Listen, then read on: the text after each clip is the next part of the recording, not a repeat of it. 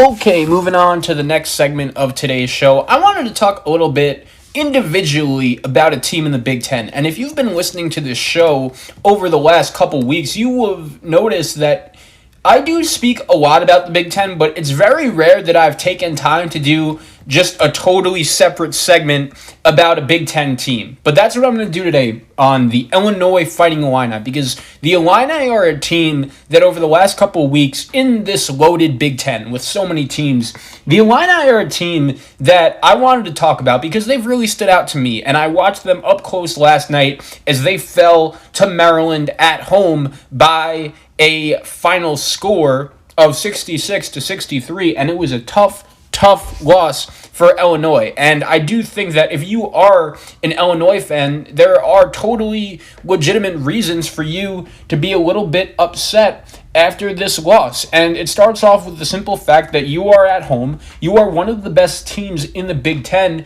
and you should be able to beat Maryland at home. And unfortunately, they were not able to do that. And I think that when you look at this Illinois team, there are people and there are reasons to be concerned. And I don't think I am stumping or surprising anyone by saying that, even though this Illinois Fighting Illini team entered the season with a lot of high expectations. They have lost some games. They lost to Baylor on December 2nd. That's fine. I don't think that's necessarily a loss that you're going to be upset with them about, but they also did lose to Missouri on the road. They handled Duke. They then also lost to Rutgers, and then they also lost at home to Maryland. Now, luckily, in between that Rutgers and Maryland game, they did win 4 games in a row, beating Penn State on the road, which is not easy to do, beating Indiana at home, beating Purdue at home, and beating Northwestern on the road. Those were all really impressive wins, but I think that this year's Illinois Fighting Illini team is kind of similar to the 2019-2020 Michigan State Spartans. And if you remember, last year, Michigan State going into the season had a lot of hype. There were a lot of people predicting Michigan State to not only win the Big Ten, but to be the front runner to win the national championship. They brought back Cassius Winston from the team that made the Final Four the previous year. They also brought back Xavier Tillman and many other guys, and there were some really high expectations for Michigan State last year. The problem was they lost 2 very important role players in Matt McQuaid and Kenny Goins that if you watched Michigan State 2 years ago, you would notice just how important those 2 guys were to that team. And I do think last year it really did take Michigan State a lot of time to readjust to everything and realize, okay, besides Winston and Tillman, we have a lot of new guys in a lot of new roles, and this whole thing is going to take some time. And I do think when you look at this Illinois team, if you ask me, Zach, who is one team in the Big Ten that you would give a legitimate shot to win the national championship? I think there's a very good chance that my answer would be the Illinois Fighting Illini. And the reason why I bring up so specifically and so out of nowhere the national championship, I did it for this reason. You guys have realized the Big Ten has not won a national championship since 2000? It's been a long time. And the Big Ten over the last 20 years, it's not like they've been a bad basketball conference. They send 7 or 8 teams to March Madness each and every year, but for some reason, they haven't been able to have a team in that league win a national championship. And there are a lot of college basketball fans that are going to say that this year, in a year where we all know how good the Big Ten is, there are so many great teams around that league. When you look at Illinois and Iowa and Michigan, the way they're playing, Wisconsin, there are a lot of good teams in this Big Ten, but I don't necessarily see a team in this league that I am 1,000% sure is going to win a national championship. I'm really not. And if I were to pick one in particular, I think it would be Illinois. And I know what you guys are saying, Zach. How could you get on your show just after Illinois took a tough loss to Maryland, a game where, let's face it, they should have won, and especially when you consider the way Rutgers and Missouri, 2 teams that Illinois had lost to earlier, you see that both of those teams beat Illinois earlier in the season, and now they can't even win a game. If you're an Illini fan, I understand why you're a little upset and you're panicking a little bit. But I will say this. I think that this operation at Illinois just needs time. And I do think by the time we get to March and by the time we get to NCAA tournament time and Big Ten tournament time, I think there's a decent chance that we could see if anyone in the Big Ten is going to emerge as a legit contender, it's going to be Illinois. And the reason why I brought up Michigan State was because Michigan State last year really reminds me of Illinois and everything they're about this year. Now, when you look at Michigan State's schedule, even though they did start the season as one of the best teams in college basketball, it really wasn't easy for them at all. They lost some games, especially early on in the season, that, to be honest, no one really expected them to lose. They lost a game last year to Virginia Tech at the Maui Invitational. That was a game where no one expected them to lose. They got blown out by Duke at home in early December. But then, as time went on, and especially towards the back end of February, right before the season got canceled, Michigan State won 5 games in a row before the season was called last year. They had a nice win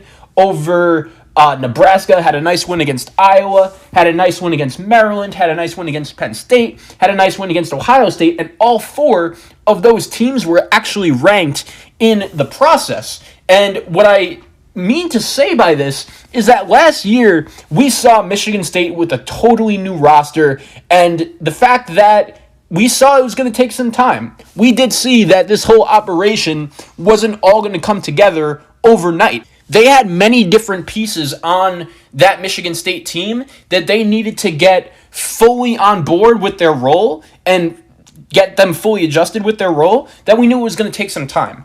As a matter of fact, I think Rocket Watts, not really from a game perspective, but just from like a trajectory standpoint, I think Rocket Watts is last year was very similar to Andre Curbelo and Adam Miller and how they're playing right now. I think both of those guys are freshmen that they've been okay so far. It's not like they've been awful, but I think by the time we get to March and by the time these guys have more and more experience playing in a Big Ten game, I think that both of those guys could be guys that could break out for the Illinois Fighting Illini and could be one of the main reasons by the time we get to March, Illinois could be the Big Ten's best chance at winning a national championship. And here's the other thing.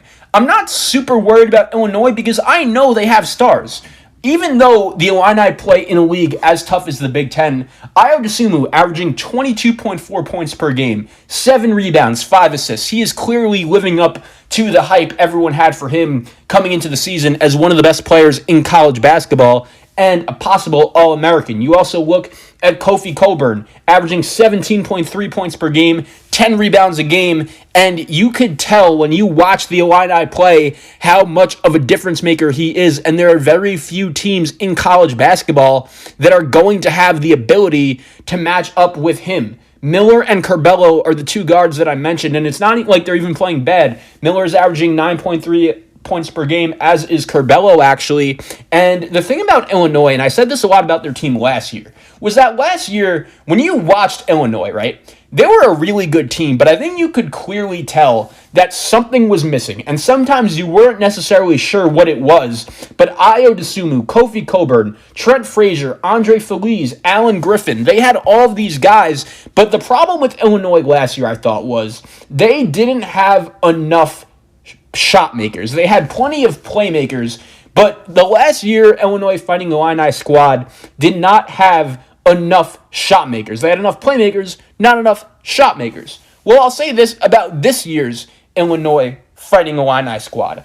I thought that bringing in the 2 freshmen, Miller and Curbelo, were 2 moves that had the ability to put Illinois over the top. Because Curbelo, we've seen how good of a defender is. He can really play. He's super crafty, super creative, and I really like his ability to get to the rim even at his size. And when you look at Adam Miller, he is shooting 36% from 3, which for a freshman, true freshman, isn't bad, but I think if you're an Illini fan, you would want to see him do a little better, and I think he can do better. Same thing could be said about Trent Frazier. Before Ayo Dosunmu arrived on campus, Trent Frazier was the go-to guy for the Illinois Fighting Illini. And the last couple seasons with DeSumo and Coburn, he's taken a little bit of a step back, but I still believe that he could be a player where the Fighting Illini, they really rely on him. I think the same thing could be said about DeMonte Williams. He's a solid glue guy. And I think this whole equation for Brad Underwood and the Fighting Illini, it's really just going to take some time, because I think there are 7 players on this Illinois team in order of scoring: DeSumo, Coburn, Miller, Curbelo, Frazier, Williams, and Bishanishvili. I think that top 7 has the ability to go toe-to-toe with really any other team in college basketball. It just happens to be that the Illinois Fighting Illini play in a league that is so tough, like the Big Ten, and they've taken some losses. And I'll give Illinois credit. They played a pretty challenging non-conference schedule by playing Baylor, playing Duke, playing Missouri, and they took a couple of losses. It happens. But their next 3 games, at Nebraska, home Ohio State, home Penn State, I expect the Fighting Illini to go 3-0 in that stretch, because I think that long-term, if any team in the Big Ten is good enough to make a possible championship run, my answer to you would be the Illini. And Brad Underwood is a coach that has a lot of experience coaching in big-time, high-level basketball games. He has experience turning a team around, because let's remember also, last year, Illinois was good, but it's not like they were great, and there were plenty of times where I felt like watching them, they really showed me that they had the ability to rebound from some tough losses. Pulling up their schedule last year, they had a tough home loss to Miami. They had a tough road loss to Maryland. So what did they do? Go out there and beat Michigan. They lose to Michigan State on the road last year by 20. The game wasn't particularly close. They then win their next 7 games in a row. They then lose 4 in a row, but then end the season pretty well, winning 5 out of their last 6 before the season shut down. So I'm telling you, I'm a fan of the Illinois Fighting Illini. I totally understand why, after last night's loss to Maryland, there are going to be plenty of people selling their stock. But I'm telling you, if I'm an Illini fan, I would hold on to that stock just a little longer. I think they're capable. I think they're very good. And I think the balance they have is very good and very capable. It's just gonna take some time.